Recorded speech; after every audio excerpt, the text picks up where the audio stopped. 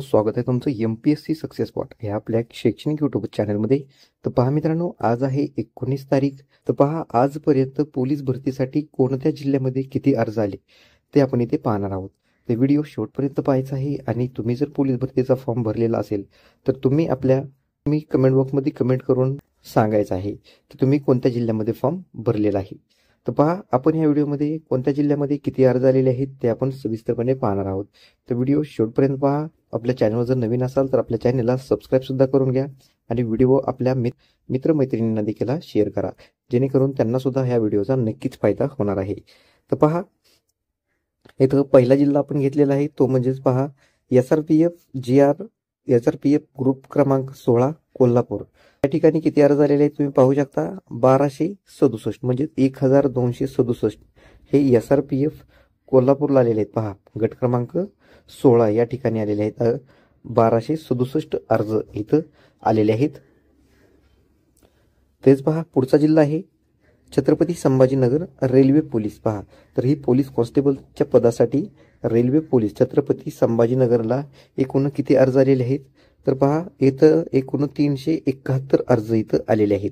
पहा, हा जो आहे तो टोकन क्रमांक आहे आणि टोकन क्रमांक आणि जो ॲप्लिकेशन नंबर असतो ह्याच्यामध्ये एवढाच फरक असतो की ॲप्लिकेशन नंबर जो असतो तो तिथं ज्यांचा फॉर्म पूर्णपणे भरलेला आहे, फी वगैरे पेड केलेली आहे, त्यांच्या पुढे त्यांचा हा ॲप्लिकेशन नंबर असतो. आणि हा जो टोकन क्रमांक आहे, ज्यांनी फॉर्म अर्धवट भरलेला आहे किंवा ज्यांचं पेमेंट राहिलेलं आहे, तर तो टोकन क्रमांक आणि ॲप्लिकेशन नंबरमध्ये एवढाच फरक आहे. प्रत्येकाला वाटत असतं की टोकन क्रमांक आणि ॲप्लिकेशन नंबर एकसारखे आहेत, परंतु एकसारखं नाही आहे.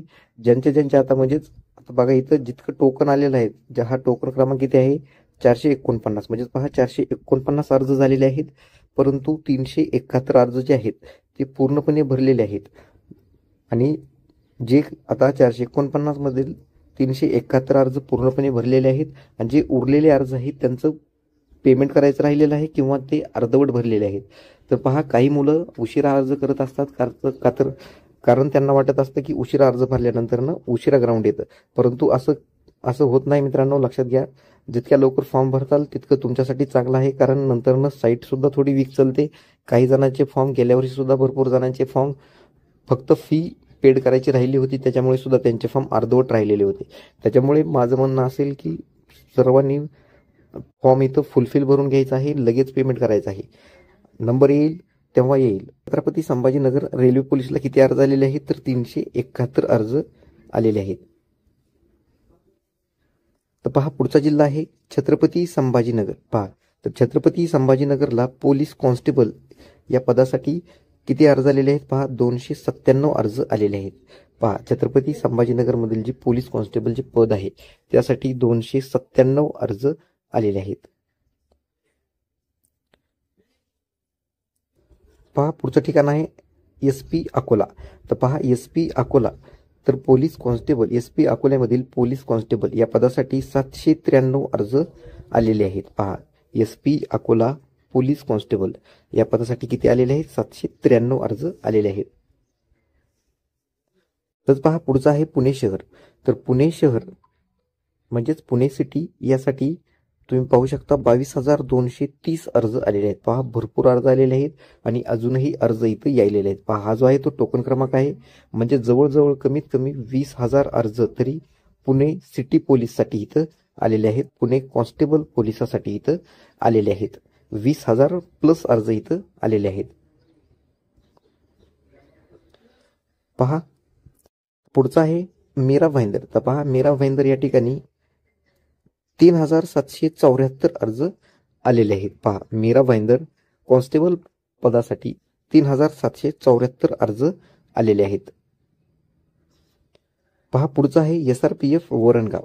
तर SRPF वरणगाव तर यासाठी किती अर्ज आलेले आहेत तर 7,825 अर्ज आलेले आहेत.